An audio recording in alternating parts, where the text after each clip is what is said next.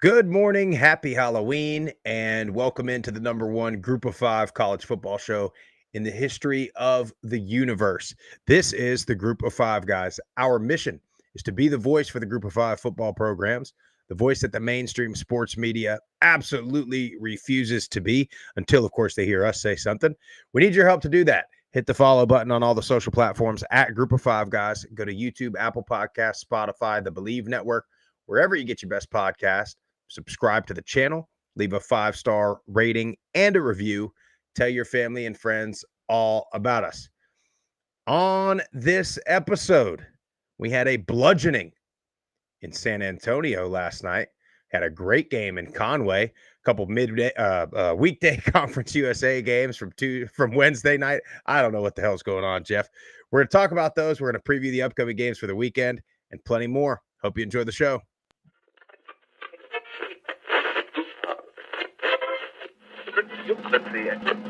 This is the Group of Five, guys, and we are coming to you live. They got Old Dominion week 3, and ODU is by no means a layup. Group of Five guys told me that, so that has to be true. We looked at each other, we was like, Mike, best place to be is a Group of Five. So I'm sitting here with the Group of Five guys, right? Troy has won, it's been a winner, and it's a special place, so it's why you want the job. But it's a ton of fun to watch a guy go to the NFL from a Nevada or a Colorado State or a Middle Tennessee or an App State, and fans follow that kid. It was across there. You want to have this thing packed out, have the student section packed out, giving those guys hell on the sideline. I mean, that's part of it. I mean, win or lose, like we're winning the tailgate. There's no better place to be developed in this country than Boise State.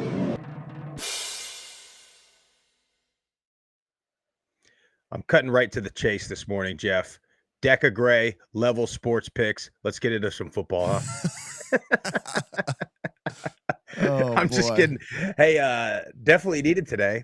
You stay up. Don't you hate when you stay up and you have hope for some type of result that just it never comes?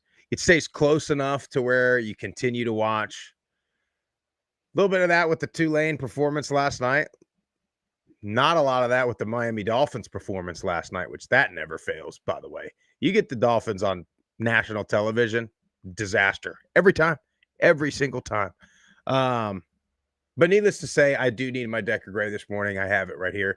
Black, the Nebula Roast, Deca Gray coffee. Visit decagray.com. Use our promo code GOFG. Roast to order coffee. You purchase it, they roast it, they bag it, ship it directly to your doorstep. Promo code GOFG for 10% off and free shipping. Levels Sports Picks. Hit another one last night, didn't we, Jeff? Yeah, we had 2 of them. Hit a couple of them last night. If you want to get involved, if you want to just dabble a little bit, you want to learn how to bet, how to manage units, those type of things, make sure you check out that Levels Sports Picks Discord. Link is in our bio on all the social platforms. It is Halloween. We had some scary performances already this week.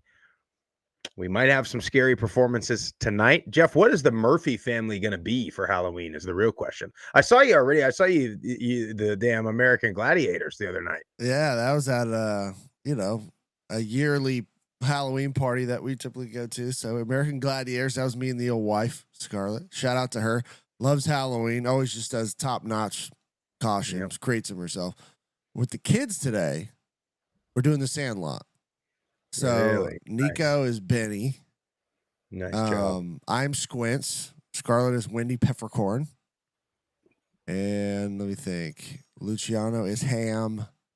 And Dominic. I can't remember which one Dominic is. I forget all the characters. I hadn't seen the movie. Yeah, maybe. Can't remember. Yeah. Not bad. Yeah, we are the kids Dom are going to be. What's that? Dominic is Smalls. Smalls, there you go. We I don't know why. Okay, we let the kids pick. They are trash cans.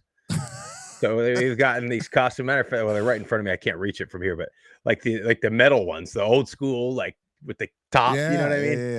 Yeah. So they are those. My wife and the baby are going to be a mom and baby raccoon, and I this is clutch. I'm just going to be the garbage man. There you So go. all I have is one of these, the high visibility, That's right. reflective stripe T-shirts. That's it, man. Love it. Got some people from the neighborhood coming over. So, every Halloween is a great opportunity for me to teach to preach the group of 5 message, because there's always a game on, and I will 100%. Well, we do. I pull the cars out. I move the cars. Our neighborhood gets after it. I've talked about this before. We have food trucks and everything pull up in the neighborhood. People riding around on ATVs and golf carts and all the stuff. But I'll move the cars. I'll open the garage, and then I'll have the TV on in the garage, and I'll have Memphis on. And then I have, of course, a middle flag. What do I have in my garage now? A lot of flags.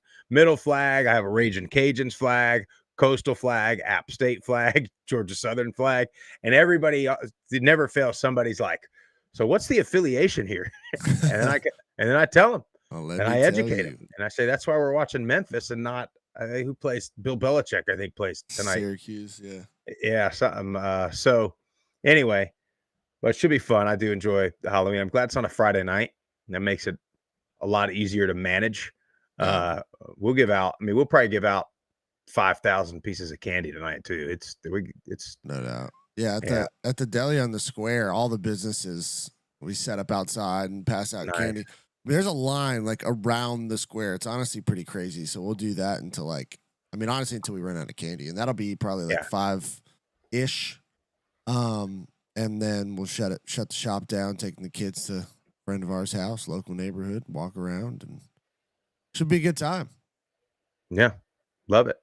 Well, let's get into some football. Let's talk about these Wednesday games first, which of course does include another loss for the Blue Raiders. Honestly, Jacksonville State didn't look very good, and Middle played a little better than I think they're slowly getting a little better. I think they're going to get somebody at some point. We only got a couple left, but you were there. I mean, it was cold. It was cold. It was raining, and credit to, Jack State for getting the win. It wasn't pretty by both teams, but Middle basically on defense said, we're going to stop as much as we possibly can that run game in Cam Cook. And for the most part, I know he ended up with 100 yards, but he got a lot of that late in that fourth quarter, and they just went cover 0. And they said, I'm loading the box. Go ahead and throw it. And for 3 quarters, I really couldn't understand why Jack State didn't. I mean, there was no middle safety. He was clearly in the box. You had man covers on the outside. They ran the trick play, 2 trick plays in a row to get the initial score. And then again, after that, they just didn't throw it again. And then I think it was mid to late third quarter, they finally started throwing go balls to, DeAndre Johnson, number 11. Dude's massive. I was like, why have they not been doing this for the most of the game? You're getting the same look. So credit to Middle. I mean, they committed their front 7, we said was the strength of their defense, and put the clamps on that run game for the most part. Maybe they just didn't have faith in Caden Creel. I'm not really sure why, but he threw a couple jump balls and he came down with it. And then flip it to Middle again, just can't run the ball. It was raining, so you had a handful of drops by the receivers, but that's going to happen in the rain. I thought Nick played better for the most part, but it's always just a couple plays for the Blue Raiders in a game that swing it the other direction. They had this game. They were up late. And Jack State credit for, pushing through, scoring 17 points in that first quarter. Yeah, and early in the game, it was, the broadcast made a bunch of references to it where,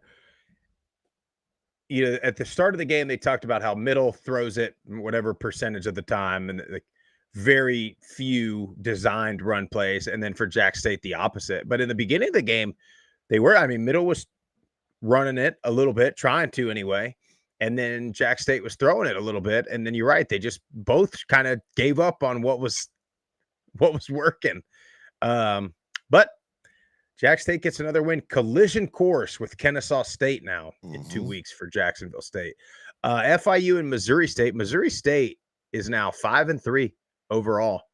Having a pretty damn good year. Season number 1. Shamari Lawrence, he was preseason, he was one of the more highly touted transfers in Conference USA. 104 yards, 2 touchdowns on the night. But FIU, this has been their MO. Like end of the season, just start reeling a little bit. People complained about Missouri State, Delaware, Kennesaw State, these teams that have come into Conference USA the last couple of years. What does that say about your programs, for the ones that were complaining that they've come in and Missouri State 3-1, Delaware's not been an easy, none of them have really been easy outs. I don't know. I think you got to give these FCS teams that have come up a lot more credit.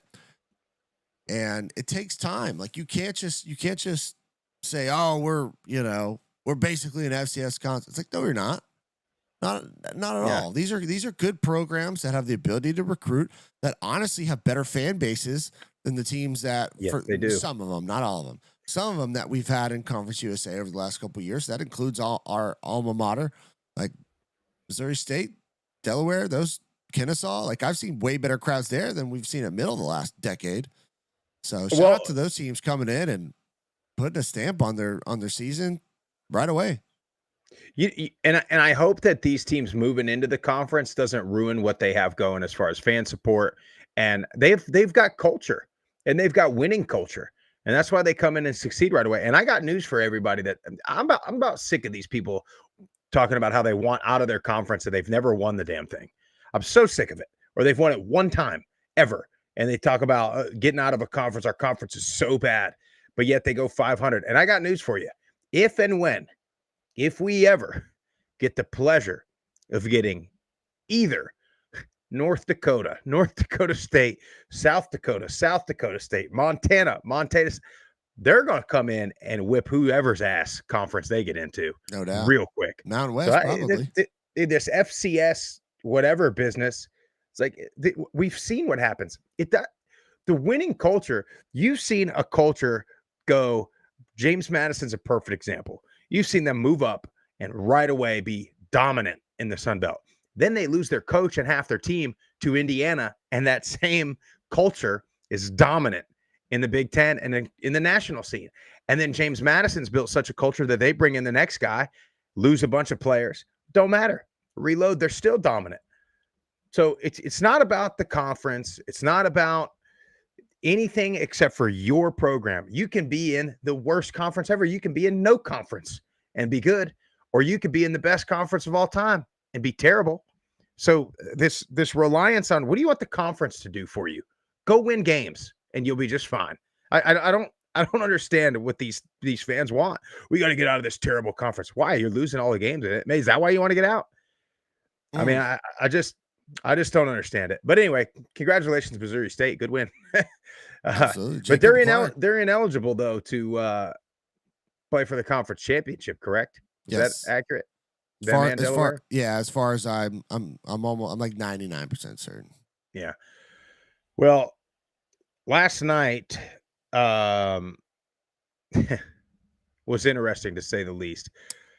We got to start. We got to start with San Antonio. We got to. Okay. First, let me say this.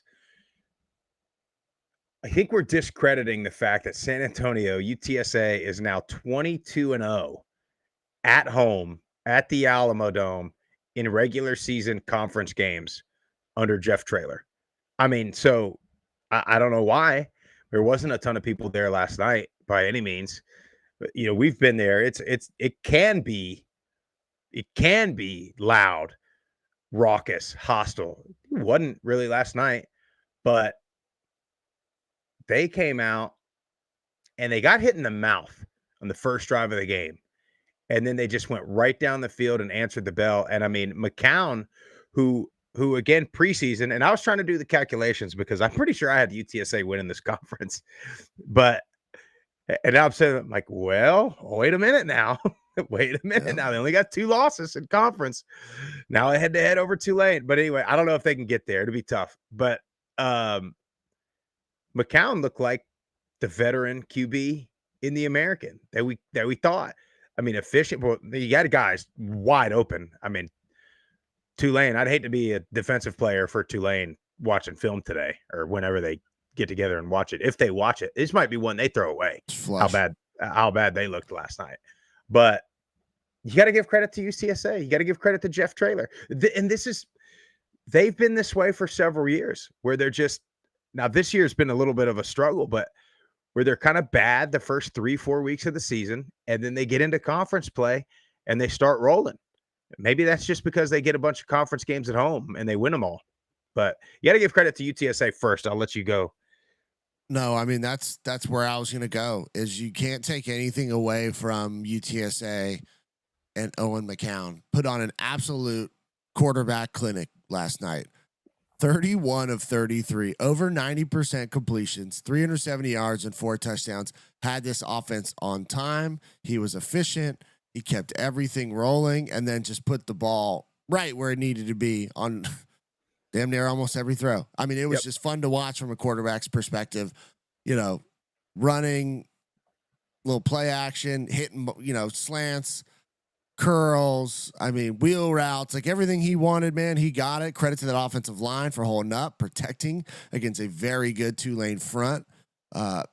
Robert Henry had a solid night, had a couple chances to break one, but that's the difference when you're playing a Tulane team that is very good. They are very great tacklers. They are a good defense, but you got to just give credit to the Roadrunners, man. They are different in the Alamo Dome. We talked about it on Wednesday, tweeted about it last night or yesterday before the game. Like, they're a different animal for whatever the reason is. Maybe they just love that, playing at home in that dome. Maybe it's the fan base. I have no idea. Can't exactly put my finger on it other than the stats that you laid out, that they are damn near undefeated almost at home in regular season play. They are in regular season conference play. Okay. But Texas State didn't have a problem going in there and winning, though. In the Sun Belt team. Jeff. Hold on now. Oh, you're going to get a lot of people upset if you're Sun bringing Belt that team up. went in there and had a good time. Well, 0-4 conference. And 0-4. You mean a team that hasn't team. even won any Sun Belt games? Oh, they didn't have a tough time. No, there's like, according to some fans on Twitter, they're like Division 2, right? Yeah. And then Commerce USA is Division 3.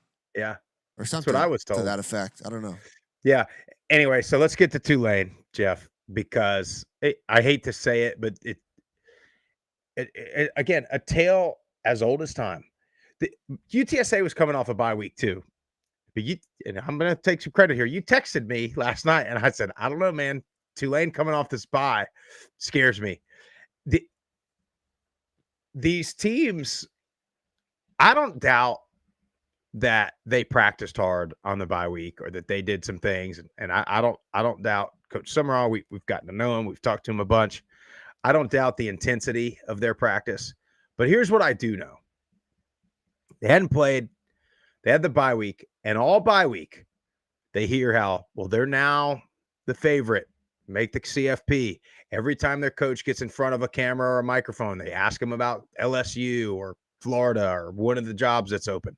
They looked awfully similar to the team that hosted Memphis last year on Thanksgiving Day, when later we found out their quarterback was leaving. That's what they looked like to me. Just came out totally flat. Busted coverages. I can't tell you how many times. McCown, he played a great game, but Jeff, I think I make some of those throws. You just got a guy sitting there wide open.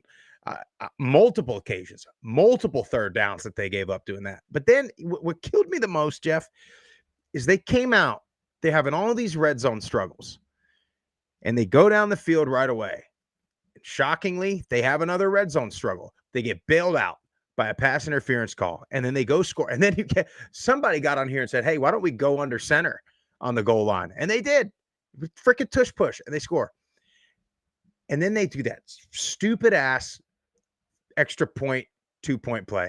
How many times have I got up here and said how much I hate these stupid gimmicks? Like everything. And it didn't have a chance. It didn't have a chance. So then it's like you finally overcome this red zone obstacle, but then you have that takes the momentum away from you. You just went down there, right down the field. You score on the first drive of the game, and then you do that, and it kind of puts that doubt, to me, back in your head, like, God, we can't do anything. Anytime we do anything right, we do something wrong.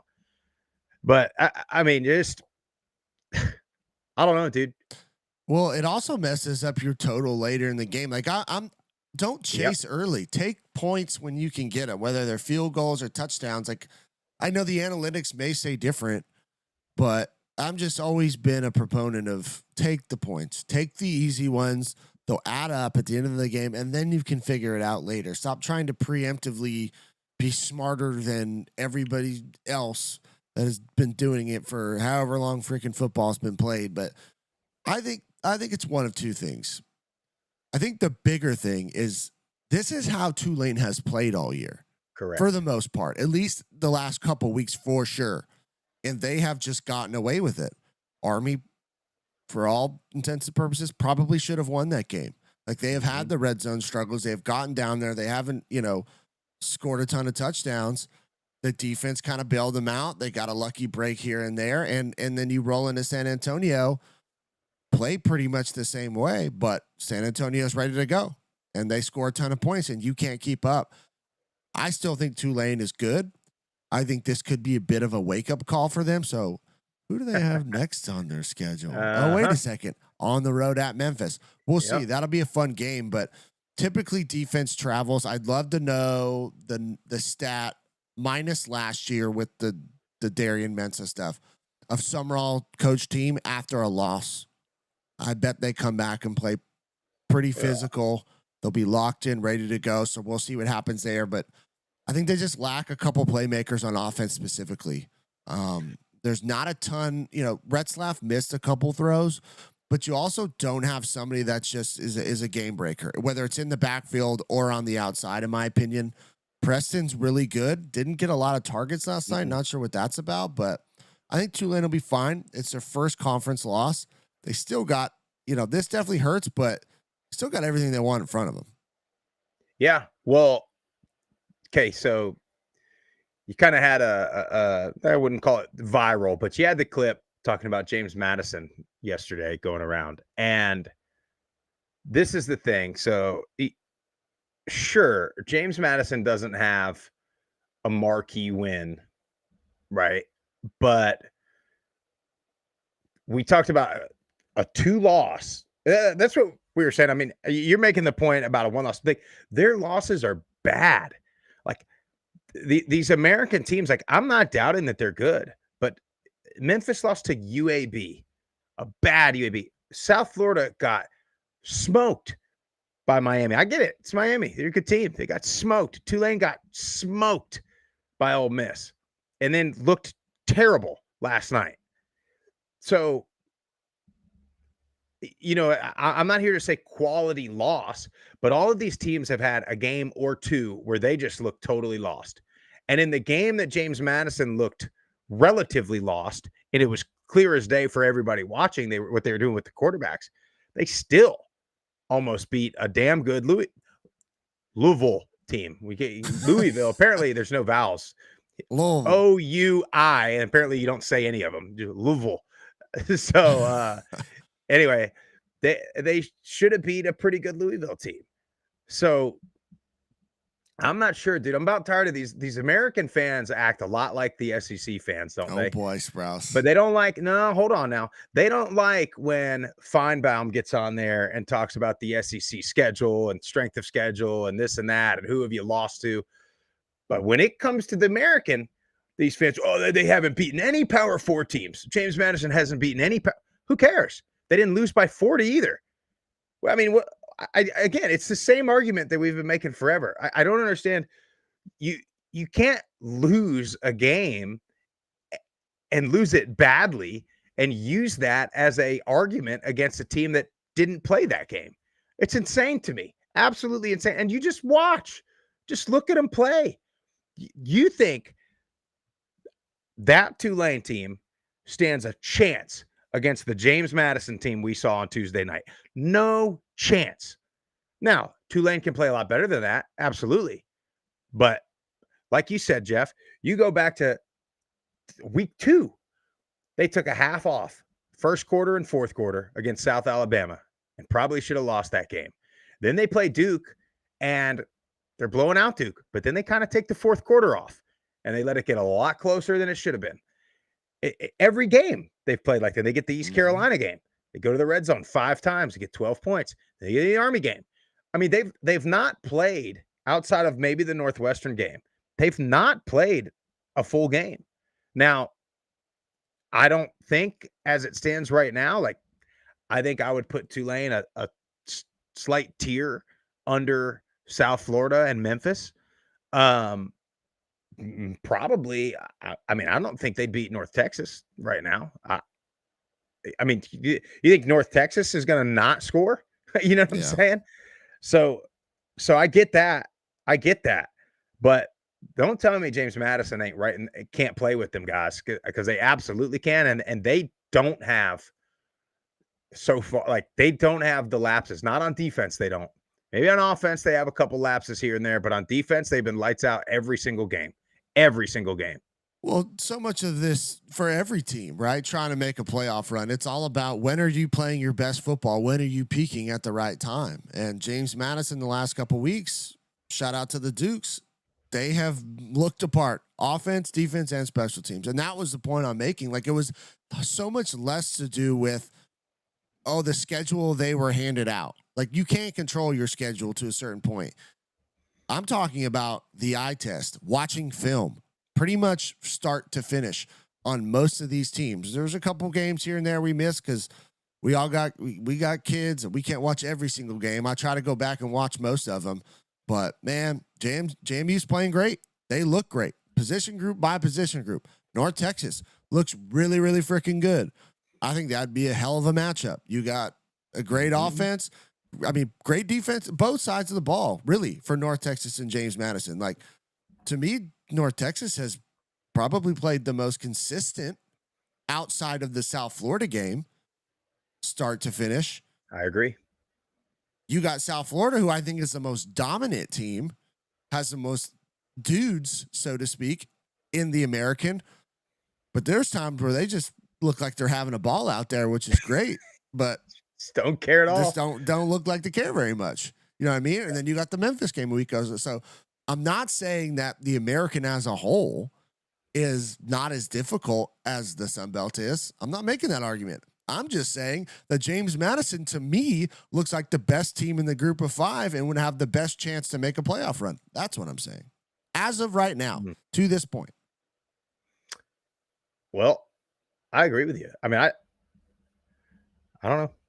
I think, look, Steeple's in the chat now. Good morning, Steeple. I bet you it's perfect timing for you to jump on the chat, Steeple, because, one last thing on Tulane I do want to say, Jeff, is you could talk about the bye week. You could talk about the distractions of the coach or whatever, maybe leaving, but it comes down to that.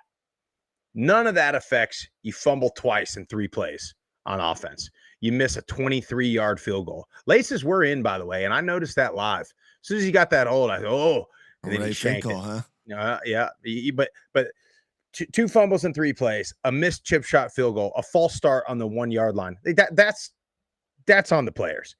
Yeah. Well, the last thing I was going to say is nobody loves Sumrall and Tulane more than we do.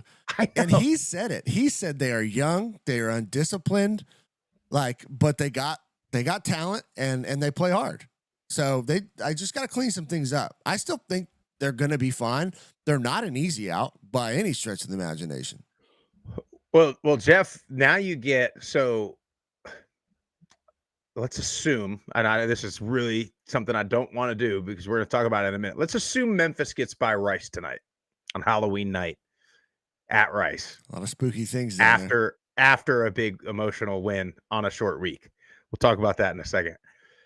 The loser of Memphis Tulane is done. Yeah. Now that they both have these sort of unexpected losses. Now the winner, then it's going to get interesting. You probably, if you're North Texas, I think you need to root for Tulane. I think you need to root for. You need to root for Tulane because then I don't know who you need to root for. You have so many teams in the next 4 weeks or so. It could go a number of different ways. Well, what'll be hilarious is if Navy just runs through their gauntlet and says, well, I don't know why you're talking about all these 1 and 2 loss teams. We're undefeated. I hope so. I would love to see an undefeated Navy. You got Horvath and Temple, company. East Carolina sitting there with just one loss. So if there's one loss across the board, and now UTSA with 2 losses. I mean, they all could mess around and lose another one or two. Well, that's kind of the point you were making earlier about UTSA. Like, yeah, they have 2 losses. A lot of these teams play each other the next 4 weeks. So you could have a slew. You could have a one loss team that's in, and then 4 2-loss teams or something to that effect. And then you get into the tiebreaker, all that stuff. So, well, let's talk Sunbelt a little bit because I know we got a bunch of voicemails to get to. Marshall and Coastal last night. This was a phenomenal. Well, first of all, let me ask you this. Well, what about Coastal's uniforms? I mean, I kind of liked them. They were different. Yeah. They reminded me a little bit of the Miami Vice, a little bit FIU jerseys. Yeah, a little bit, but yeah, I always okay. I just told you how I hate gimmicks. I hate gimmicks on the field. I like gimmicks off the field. Jerseys, the field, some kind of tradition that you try to do. I enjoy that, especially because it gets people talking about you. It gets you clicks and all that stuff, and that's what you need to build a brand. But this game was Marshall kind of was in control of it, I thought. And I thought, okay, well, as soon as I gave up on Tulane, I was locked in on Marshall Coastal. And when I got to Marshall Coastal, Marshall looked like they were controlling the game, but then they get the interceptions. And then Coastal off those turnovers. I mean, that fourth quarter for Coastal, I mean, they looked like the Coastal of old, buddy. Just playing fast, playing physical, having fun, playing just loose. Collision course, Jeff, in a couple of weeks, Thanksgiving weekend with the Dukes, Coastal Carolina in Conway. This is a different Chanticleer team that started the year. A lot of the guys that kind of had the opportunity at the beginning of the season, they're not on the field. And Samari Collier gives them the element to this offense that they needed. Because their defense has been very solid all year long. They've been one of the best defenses in the Sun Belt. Takeaways, play physical, fast. You mentioned that. But, man, Collier gives this offense a whole different dynamic with his legs. He looked so poised last night back there. Had 4 total touchdowns. Yeah. Nostradamus P. He's been right all along. He had his crystal ball. He was looking into it, rubbing it. He just stayed the course, have faith. 4-1. Chance, as if you dial this back about 4 weeks ago, we got on here and the fan base was saying it. Social media was saying it. That Tim Beck, his seat was getting real hot. It's cool. It's iced down. Jeff, I'll be transparent bath with the audience here. We've had some coaches. It kind of we're just conversating about what jobs might come open, and we're Jeff and I were like, well, Coastal's going to come open probably. That'll be a cool. Not anymore, buddy. Samari Collier. This is how. Okay, so I've sort of changed my stance on coaches taking other jobs now because the game is so, I don't know, is fickle the word here. Like within weeks, you could go from being the hottest name on the coaching carousel to your own fan base wanting you fired. Or within weeks, you could go from a hot seat to you may get a big money job. Yeah. I mean, the way this thing goes, but the days of building and consistency, they're long gone. I think this gives credence to coaches. You got to make your decisions what's best for your family and your future and all those things. I get it.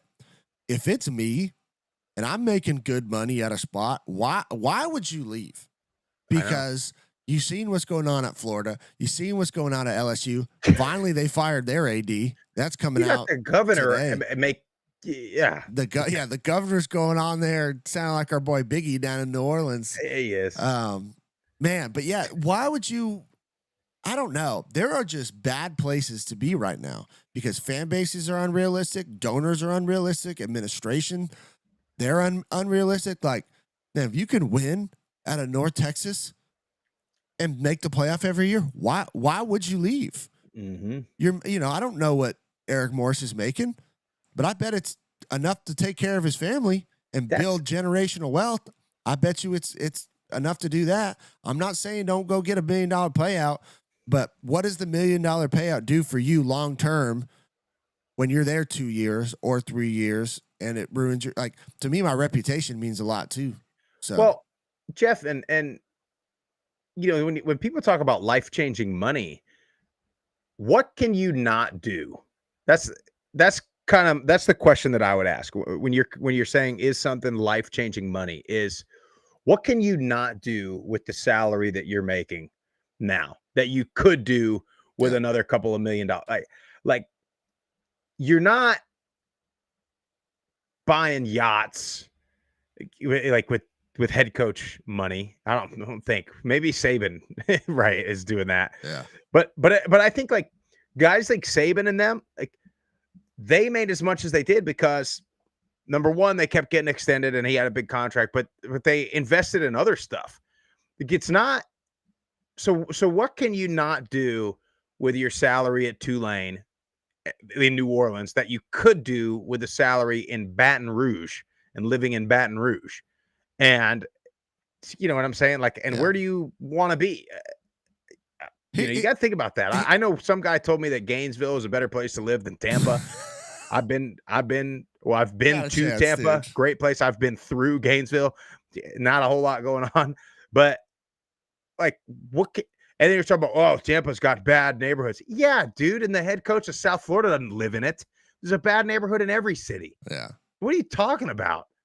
Anyway, we got to move on, Jeff. I know. I don't know how we got to that. We're talking about Tim Beck. That's what it was. Tim Beck going to take a job at Florida, maybe. Who knows?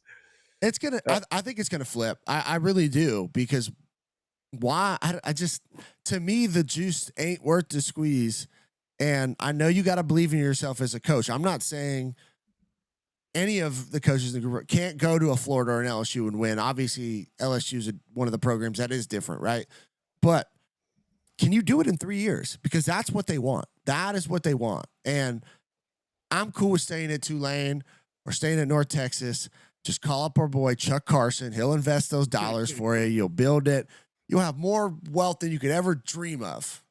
Free plug. Yeah. Shout out Chuck Carson. One last thing, Jeff, though, just to play the other side of it, is the way it's looking now, like you're gonna get fired anyway.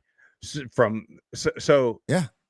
But I'm saying, like, if the way college football is now, you're not going to sustain 11, 12 win seasons. I don't think. Not anywhere. I don't think anywhere is going to be able to do it. And I think you're going to have a down year or two, and every fan base wants their coach fired.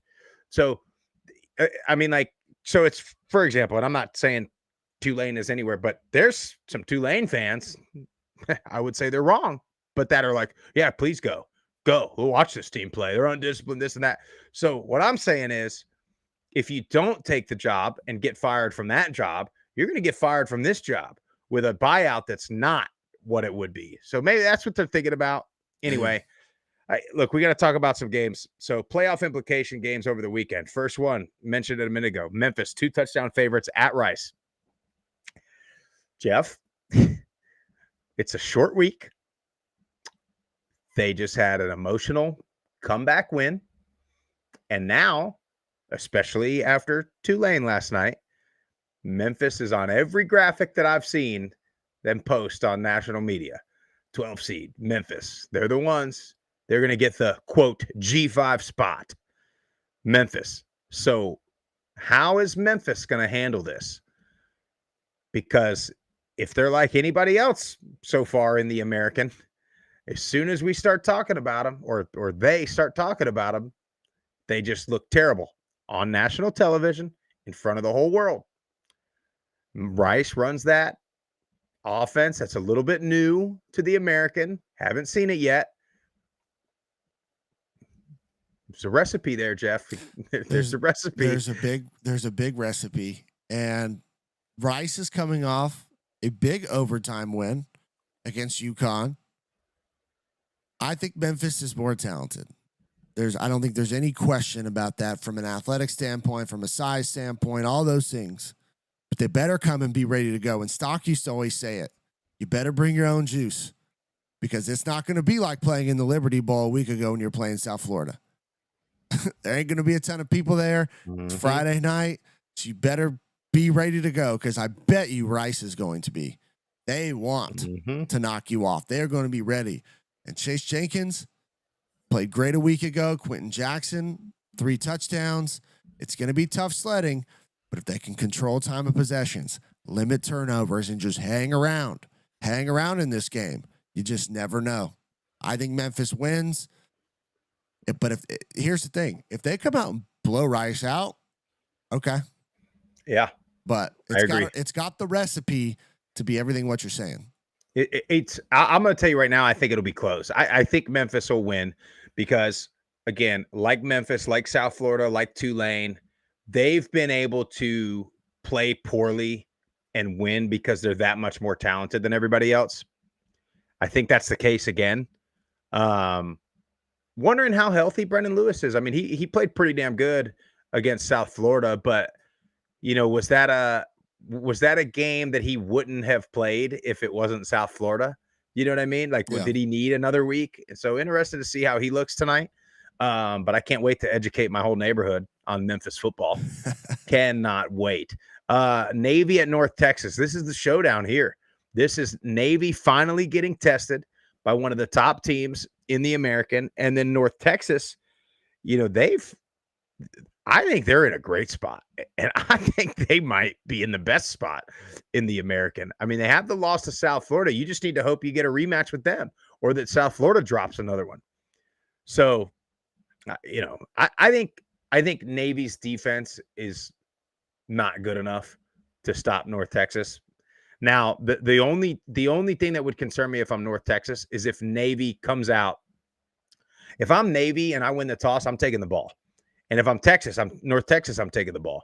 Because what you don't want if you're North Texas is you get out there, you go through your little warm-up, you go through the coin toss, and the Navy gets the ball first.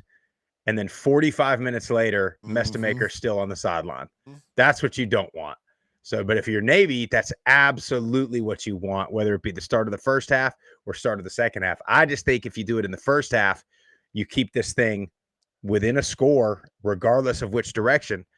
So that's what you got to look out for. North Texas just better be ready to try. I mean, you got to get stops. You got to get 3 yards is a positive play for Navy. So you've got to get them behind the line of scrimmage. You've got to get them behind the chains. Otherwise, it'd be tough. Mestamaker ain't throwing for 600 again. No, because possessions will be limited, and that plays such a big factor when you're playing an academy team. But this Navy team is different. They're not the typical grounded out. Like, they do a lot of different motions. They do a lot of different play actions where it looks like, shotgun, zone read, triple option, and then Heidenreich will pop out the back end. I just think North Texas has too much firepower. I mean, they have so many weapons on offense. If this gets into a scoring battle, I think North Texas wins. And that's not anything against Navy. I just think North Texas has far more dudes, so to speak, on the outside than they do. And so if I'm Navy, I want to slow this game down. I am going to pound it, take my shots, no doubt about it. But they've scored really quick this year, which is kind of different than what they've done in typical years past. You need the drive that Army had against Tulane a couple weeks ago where 9 minutes comes off the clock in the first game, and the Mean Green hadn't even had a possession yet. That's the type of game that they need. If they can do that, they'll have a chance. Yep. New Mexico at UNLV. This is an interesting matchup because New Mexico can stop the run pretty good. And UNLV, obviously, Jet Thomas, they like to go fast. They like to make big explosive plays in the pass game and the run game. I think I'll take UNLV here. Don't like it, though. Don't like it. Not a huge fan of this game. UNLV has all year looks great at times and looks sloppy at times. We saw what happened against Boise. Obviously, I think Boise is really good, but I'm staying away from this game just because of how honestly hot and cold both teams have looked. Yeah. Fresno State at Boise. You know who else was a big winner last night, Jeff? Boise Boise State. State, dude. It just, oh man, it never fails. They're going to be in the mix, and they'll probably win this game. 17.5. They tend to beat everybody by 3 touchdowns, as ugly as it might look. But I think Fresno, I know San Diego State's defense is really, really good, but Fresno's offense has fallen off the wagon quite a bit. And Boise's defense has been playing pretty good. I'll take Boise. Low scoring, I think, though. Yeah, I'm interested to see what the team total is for Boise. I think they definitely get the win. They didn't cover a week ago when all year long they have pretty much covered their team total outside, I think, one other game. So maybe take a look at that. But yeah, Boise gets it done. They're at home. They play better on the blue turf. Yeah, take them. San Diego State at home against Wyoming. This is just a terrible matchup for a Wyoming offense that's trying to still get it together. San Diego State, 2nd in the country scoring defense, 9th in the country total yards defense. I just don't think I just don't think they're going to be able to do anything at all. Wyoming's offense has done better the last couple weeks. Obviously, scored 28 a week ago. But I think San Diego State's too much. I think they have a lot of momentum. They're rolling right now offensively and defensively. They're at home. It's like to see a packed Snapdragon Stadium, huh? Yeah, let's get out there. Support them, guys.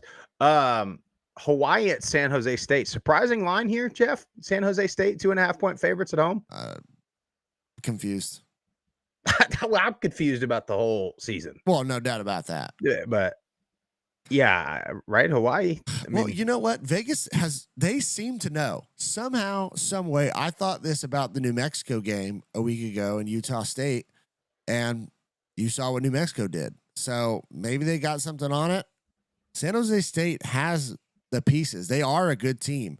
Like, we were high on them preseason for a reason. They have just looked like great one week, not so good the next. Yeah. So, but I'm sticking with Hawaii. I've been high on them all year long.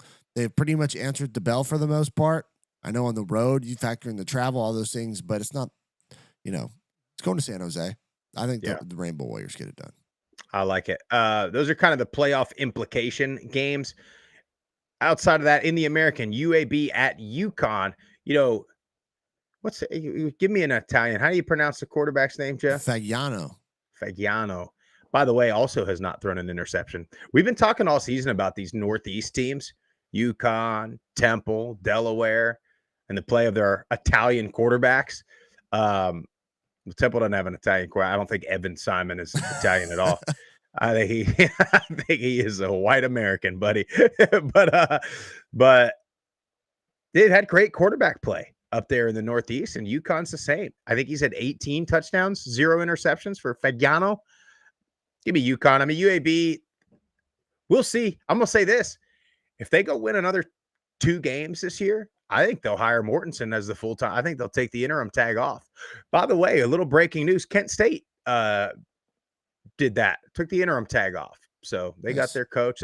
Kent State's been playing pretty good. Yeah, for Kent State standards, they've been playing well. That's a place.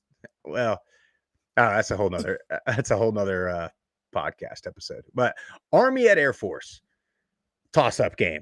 Right. You just never know. I think Army they've played better. Army has been so close every week, but so is Air Force, just in different ways. And I'm interested to see what Air Force offense, like how Army's defense is going to respond to Air Force trying to throw it all over the place. Of course, I'm pulling for Air Force. I'll take the Falcons. I think the Falcons get it done. Liam Zarka has been awesome to watch all year long. That offense is explosive. Army, traveling. Talk about a little bit of elevation, right, Sprouse? You know what that's all about. I think, I think the Falcons handle business at home. Extremely underrated game. East Carolina at Temple is going to be phenomenal. You talk about that East Carolina defense. You talked about Evan Simon, 21 touchdowns, 0 interceptions on the year. Casey Keeler. I'm certainly not advocating for it, but I don't know why none of these open jobs are talking about him. And maybe they are, and maybe just the media is too dumb to have talked about him. Casey Keeler might be This guy's might be the next Signetti kind of guy, where it's Mhm. just wherever he goes, maybe not the big splash, but wherever he goes, he builds and they win. Um, both teams trying to stay in the American race. I mean, everybody's talking about Memphis, South Florida, Tulane, North Texas, Navy, and nobody's talking about these two. And again, like East Carolina probably should have beat Tulane. So winner of this stays very much in the American race. I'm going to make a sort of a hot take, bold prediction. I think East Carolina turns over Evan Simon for the first time this season and comes away with a win. You know what's awesome about this? Vegas is giving Temple a lot of respect. Finally, Yeah. somebody is, Yeah. because 4.5 points, that is a very tight ball game, and I agree with it. I think this comes down to the wire. Temple at home has played very, very well. They lost to Navy by 1, and then Oklahoma.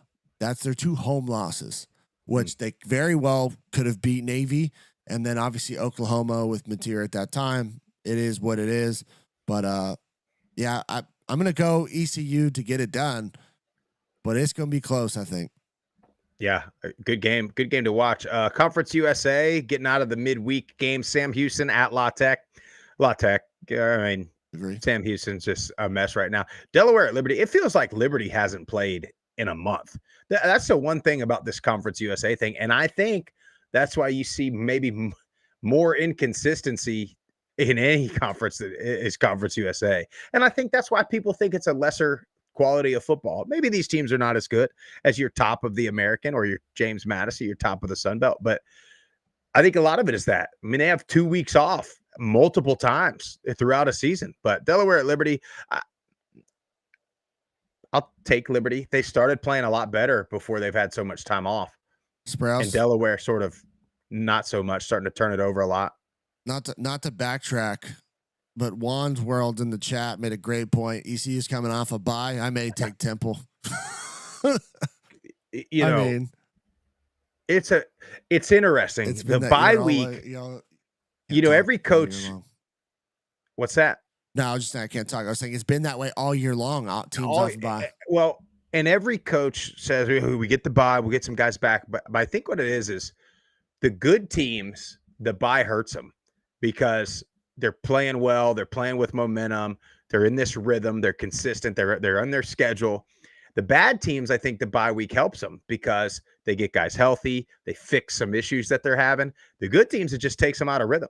But anyway, I'll take Liberty against Delaware. New Mexico State at Western Kentucky. I think this game's going to be a lot closer than 9.5. And I don't know what kind of money you can get, but Western Kentucky has been not good the last several weeks, especially offensively. Yeah, maybe they can get back on track at home. 9.5 is a lot. But that's the thing is if their offense comes out and plays well, yes, 9.5 is easy for them to cover, but they haven't looked it. So it's which Hilltopper team are you going to get specifically on offense? And I don't know. Flip a coin. I might take the Aggies, Jeff. You have a lot. Throw of it in something. Throw it in something. You know. Absolutely. Match and play. Look, I'm just going to tell you, I have no idea. Okay, Buffalo at Bowling Green. 1.5. It's a toss up. I would say I probably lean Bowling Green, but then Buffalo will come out and look like Buffalo was supposed to look this year. Central Michigan at Western Michigan should be a great game. Mm-hmm. Both have overachieved big time this year. So winner of that'll kind of stay in. Well, I say stay in. Everybody's in the race in the MAC. Yeah. So Sunbelt, Old Dominion at Monroe. I think Old Dominion, they're back on track with a win last week. They'll get it done. Louisiana at South Alabama. Again, South for like the 4th year in a row is like the best 2-6 team in the country or whatever they are right now. They looked pretty good last week. I'll take South Alabama. I think Louisiana's having a tough time. Yeah, I'm going to go South as well. Arkansas State at Troy. Give me Troy. Troy is peaking.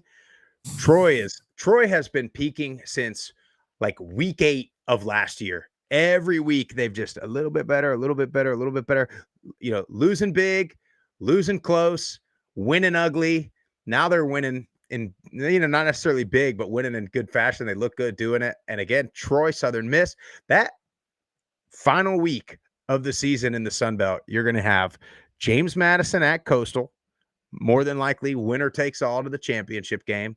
And then you're going to have, I think it's Troy at Southern Miss, or is it Southern Miss? I think it's Troy at Southern Miss in Hattiesburg, winner going to the West. Yeah, I mean, I love it though. Give me Troy. 2 loss. When do we start talking about 2-loss Troy, Jeff? Shout out Joe Judkins for the care package, by the way. Jeff, when do we start talking about 2-loss Sun Belt champion Troy or 2-loss Sun Belt champion Southern Miss in the playoff?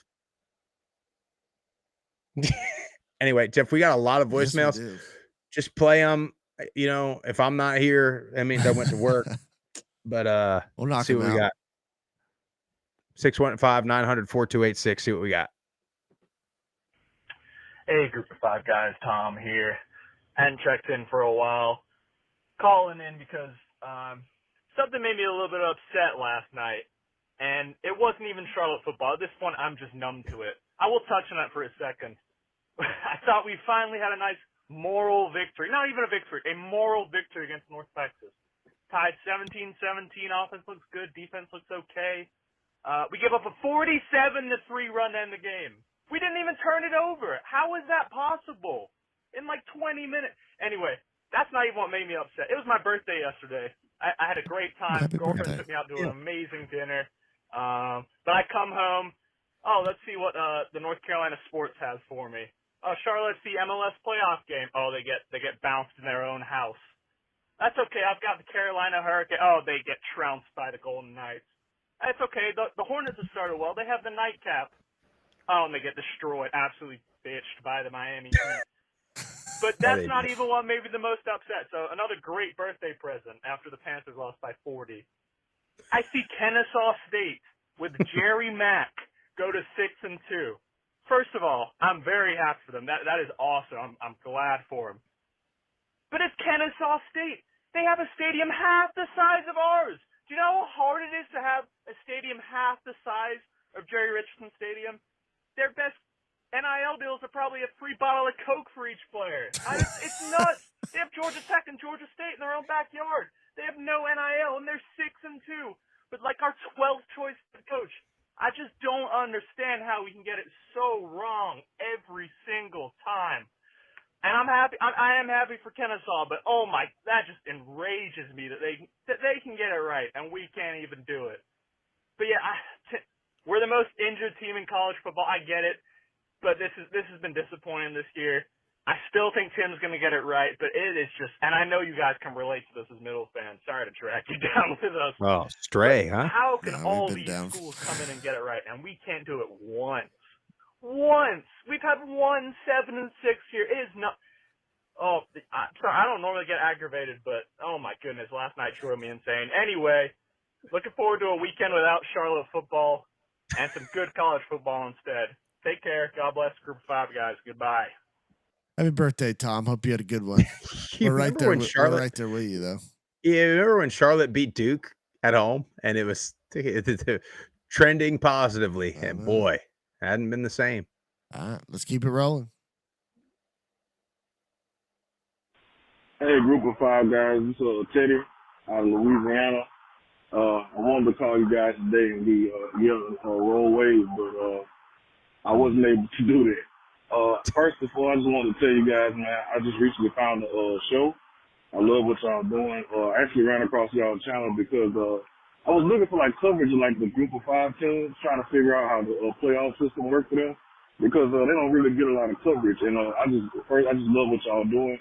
It's making me pay a lot more attention to more of the Group of 5 teams. So I just want to say keep up the great work. We need more things like that because, like I said, a lot of these teams don't even get the recognition they deserve. And when they do, it's the things that not really important to the game of football. So I just want to say thank you guys for that. Keep up the good work. But yeah, man, I just want to call and talk to you guys about the Tulane game. I've been saying I went to the East Carolina game, and I've been saying it since then. They just come out and look flat, like they don't look like they prepared at all. And even in that game and then in the Army game was the same thing. They didn't look like they wanted to like play offense or put points on the board until like the fourth quarter, like the end of the game. And I kept saying, since those two games here, man, they can't keep playing like this. Like, I mean, that's cool if you end up winning the game. Like, you know, I know good teams always find ways to win. So I wasn't sweating it as much, but I was like, when they get to playing game teams like, you know, Memphis, or if they have to play, you know, USF, and not to look over any other games, I mean, to anybody, but like, you know, they have to go on the road for games. They can't keep playing like this. So, I wasn't expecting them to look as bad as they did last night. I don't even know, like, what, that just wasn't a team that Tulane has been on season. Like I said, I know they look flat at times, but they just look bad across the board. I can't even point a finger at one particular side of the ball or one player in particular. It just all around, they just look bad and unprepared. And it sucks because, like, Tulane has been in the news all week about, like, just the wrong things. I mean, Monkeys on the loose. Summerall leaving to coach you know, Power 5 or, you know, a different school, basically. And it's just been all we've been hearing about all week. And it's like, I just felt like, I mean, it just kind of was just split. Like, they just wasn't prepared. Like, they just seemed distracted. Like, their minds wasn't there. And I mean, I love Summerall, but that kind of goes to coaching, man. These guys just look very unprepared. So, I don't know, man. Hopefully they can turn things around. They have Memphis next week. I mean, they can't look as bad as they did last week. I mean, as they did yesterday. So, yeah, and he got cut off there with the 3 minutes, but I think he was finishing up there. Hey, man, appreciate you finding us. Welcome. Hey, no doubt. Welcome. And calling in first time. That's awesome, man. Keep them coming. Well, and that's again, I've been on the founding principles, right? That's it right there, right?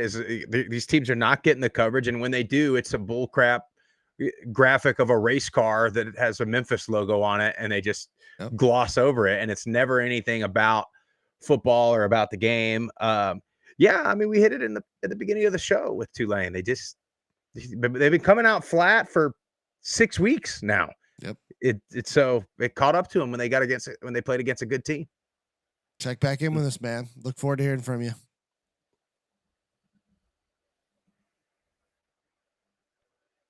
Group of 5 guys, Iverson Reed. Sorry that got cut off there. So this is the second part. Wrong one.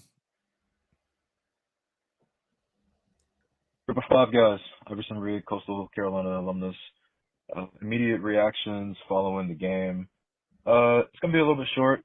I'm going to mainly be talking about just the work that our athletic director, Chance Miller, has been able to do in his short time that he's been here in Conway.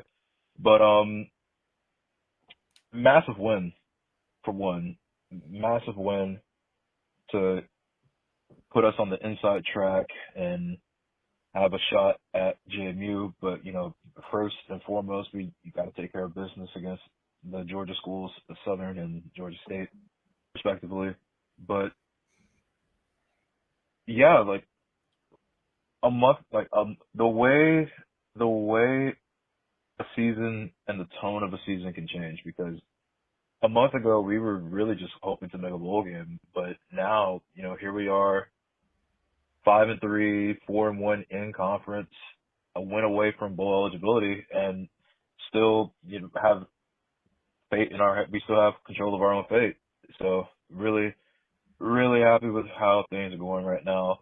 But on to, you know, bigger things with just the work that our athletic director, Chance Miller, has been able to do in his short time here has just been nothing short of amazing. And the whole city of Halloween, the Haunted and just having the whole stadium decked out in Halloween decorations and whatnot, and then the surprise of having these glow-in-the-dark jerseys that you see in the tunnel as they're running out, just absolutely insane stuff that he's been coming up with. And I think I can confidently say that just within the Sun Belt Conference, or hell, maybe even within the Group of 5, we have the best AD and probably the most creative AD in the country.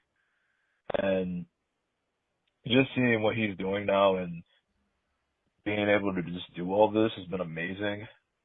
I know Marshall fans on Twitter, they were trying to do a hashtag takeover, walking your trap, take over your trap tech deal with our stadium, and we were able to send them packing. So, send them packing, go enjoy Myrtle Beach, the Redneck Riviera of the South, and head your way back up to Huntington. But in all seriousness, great game, great all-around atmosphere and all that. And, yeah, faith in our hands. Tim Beck, he's really saved himself here. So very, very curious as to seeing how the rest of the season unfolds, because we have the Georgia swing with having to play both Georgia schools, and then Group of 5 guys, Iverson Reed, sorry that got cut off there, so this is the second part. This will be closing, but just reiterating that Tim Beck has really, Tim Beck and the staff, they've really just coached their ass off and just have really turned things around. And yeah, just saying before, excited to see where things go from here.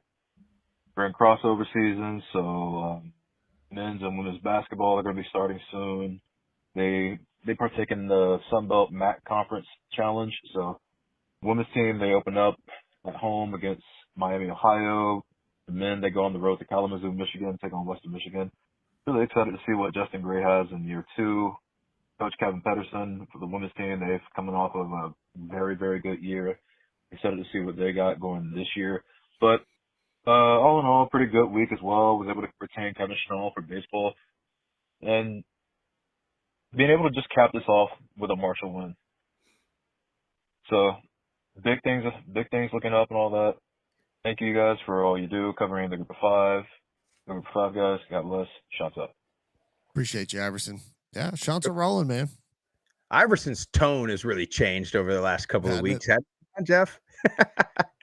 Yeah, Coastal rolling, dude. And again, yeah, creative. You got to do stuff. It looked like they had a decent crowd there in Conway. Hey, shots, man. They're always in the mix. As soon as you think they're out, they're right in it. That's exactly right. All right, let's keep it rolling. Hey, fellas. Morgan here, resident Tulane fan. Well, I'm so mad, I'm almost emotionless. I mean, there's just nothing that went right tonight. I don't know, between the inefficiencies in the red zone, the fumbles, a defense that forgot how to play defense, there's no creativity when we really needed it on offense. In red zone, how on a third down pass do you not even throw the ball in the end zone? I mean, where's the play design there? And then you miss the field goal, and then 2 different guys back-to-back fumble the ball. And just, that's the inability of this team to get together and to start fast and do the small things it takes to win. It's mind-blowing, it's aggravating, and it's hard to watch. Like, what did we do on the bye week? Where was the plan? Where was the cohesiveness that you'd think at this time of the season that the team would have? I don't know. That was just distressing. And the biggest thing for me is, I mean, McCown's a good QB, but going 31 of 33 for, 400 yards, that's, I mean, we couldn't stop a middle school offense with that defense. Anyway, hope we can figure some things out and get ready for an even tougher team in Memphis next week. But, man, it's hard watching a QB just fire torpedoes into your side over and over again. All right. Bye. Always good to hear from you, Morgan. Sorry, Morgan. Reading the chat. Poor Morgan. Yeah, dude. Yeah. I mean, it's a tough one. You can't. So my wife's family was asking me, like, did you ever Would you ever want to like coach? I think I'm too emotional to coach. Like I would That's be hard. losing it. And I like when I watch this game, this is me like 90% of that game. I'm I know. just like chuckling. It's like funny to watch, especially, you know me, I hate defensive guys. So when I watch them blow coverages and miss tackles and jog and just get, I'm like, that's all I do. I go, defensive guys, typical. Every I time. couldn't do it. I couldn't do it. All right, we got 2 more. Or no, I lied. 3 more. Boys, I'm so happy. And it's nothing Cajun related. I just watched Owen McCown absolutely demolish the Frogs of Tulane. And Tulane and John Summerall, they're a good team, but they have been getting away with it with these one-score wins all year, talking about their playoff team. And, yeah, I would love to be in their position, 6-1, winning all these one-score games. I would love to be. The Cajuns are horrible this year. But watching them lose is just as good as watching the Cajuns win, because we're not getting a lot of wins this year. So this is like my Super Bowl. On McCown, he is allotted a free drink anytime he's around me. I can't wait to watch this man grow. I hope he stays at UTSA forever. Jeff Traylor, great ball coach. I hope John Summerall somehow finds a way out of Tulane and he can go to Baton Rouge and be the next coach over there, just so Tulane can't keep winning anymore. I'm your resident Tulane hater, and this is the greatest day of my life. Again, I think Tulane's a great team, but they've just been getting away with it. Hopefully, James Madison can sneak into the CFP rankings, and hopefully they can make a run for it if the American keep beating up on each other. I think it's been a long time since for a Sunbelt team to get in the CFP conversation, just because we cannibalize each other every year. I think James Madison is a complete team, and you know what? It's just it's gonna be a fun week in the college football. Cajuns probably aren't gonna win, so I'm not even gonna predict that, but I think it's gonna be a fun week in the college football. Can't wait for that Navy and North Texas game. Can't wait for that Fresno and Boise State game, just to see how the Group of 5 shakes out. And you know what? God, man, it's just beautiful. It's just, man, it's just The happiest I've heard, Terry. so good. I love it. Owen McCown, he's like Tom Brady. And those alternate black jerseys, they're basically, the Kansas City Chiefs or the New England Patriots with Tom Brady when they're going against a playoff-worthy team. They did Memphis last year, and now they did Tulane this year. Damn, I'd hate to go to that dome and play them in those black jerseys. God bless Group 5. God bless Group 5, guys. Go Red Runners. Go Cajuns. I had no idea Terry hated Tulane so much. I didn't either. You get Owen McCown. What's that bar in Lafayette? The Corner Bar. You get Owen McCown over there. Get him a few drinks, huh? Get him some gumbo and some jambalaya, some boudin out there in Lafayette there, Terry. Oh, that's great. Appreciate you, Terry, as always. Let's get to our last 2. Group of 5 guys, Chuck D here. I'll keep this quick. Just briefly touch on JMU Dukes. Another solid dub at Texas State. Looked great. Keep this thing going. Take each game at a time and keep it in front of you. But things are shaping up quite nicely if they just keep doing what they have to do. Speaking of what they have to do, looks like the end of the year possible game against Coastal is shaping up to be a heck of a good one, because amazing win tonight against Marshall. Well done, Coastal. I will say, Mr. Murphy, your comment about JMU being the most complete team seemed to have struck quite a nerve amongst the various socials from our friends at the American Conference, because the old hypothetical victors from the American Conference against anyone that would play JMU seems to be ringing a bell, and the mighty Tulane Green Wave, hypothetical champion of any game against JMU, had a rough one tonight. So, American Conference folks, don't be the SEC. Don't do these hypothetical victories. Let's wait till something happens on the field first. Anyway, that's my only public service announcement on that. But anyway, y'all have a good one, and chaos. Keep this chaos going. Create this path for JMU. But JMU's got to focus on what they need to do. Y'all have a good one. Go Dukes. Go Group of 5, guys. Shout out to Dukes. Shout out Chuck D. Hey, we're just calling balls and strikes. That's it. That's all we're doing. Blocking and tackling, Jeff. That's all it is. I don't think it needs a whole lot of chaos for JMU. Chaos is going to put Boise State in there. And I know, like, I love Boise State, but I think everybody's like got Boise State fatigue, you know? So chaos will put them in there because the committee will be like, what do we do here?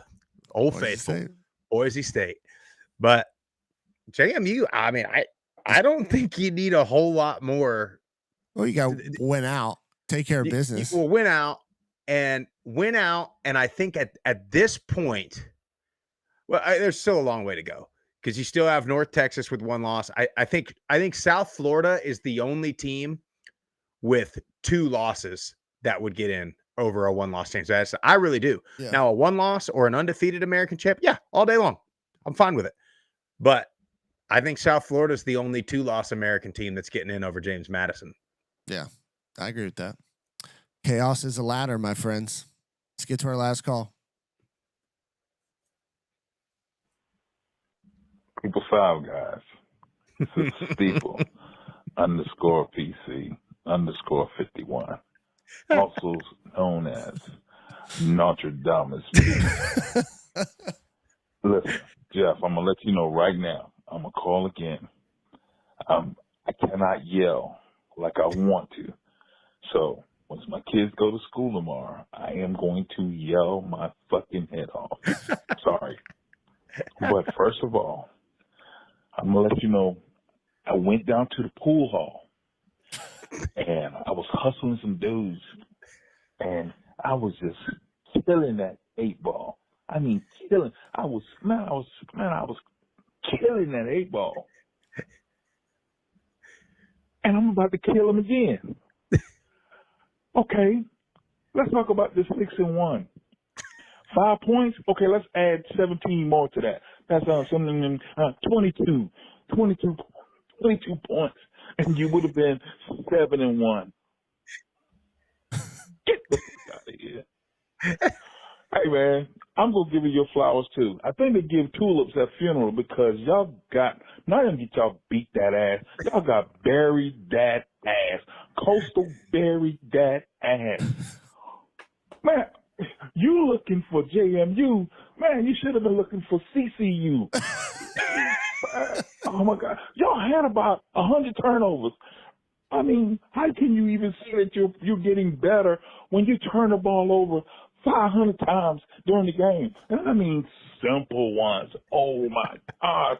And if Closer didn't start coasting, they probably would have put a 50 burger on y'all ass. Okay. I done told y'all. Sprouts, Murph, I told y'all. We got Georgia State next coming. Then we got Georgia Southern, and they both suck. I'm sorry, guys. They both suck. And then we're going to play Carolina, and then comes JMU.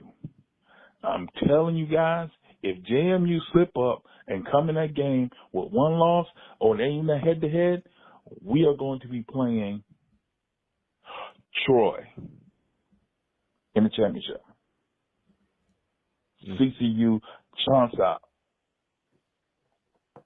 I mean, he's been right all year, so. You know what I picture when he's talking about going down to the pool hall? You remember that Fresh Prince episode when Will gets hustled by the pool shark, and then Uncle Phil goes in there with his own stick, the whole thing? That's what I picture Steeple doing, all while watching Coastal on the little TV in the corner of a pool bar. Oh, yeah, dude. Hey, man, Steeple, you've been right. Spot on. You've been right. Boy, Coastal Troy in a Sun Belt championship. Wouldn't that be something? It'd be incredible. Anyway, that's all we got, Jeff. That's it. Take us home. If you like the show, Make sure you hit the follow button, all the social platforms at Group of Five Guys. Hit the subscribe button, YouTube, Apple Podcasts, Spotify, the Believe Network. Tell your family and friends all about us. Have a happy Halloween. Get you some candy. Take some of your kids' candy. Put it in a bowl while watching football all weekend long. God bless the Group of Five. God bless Group of Five Guys. We're out of here.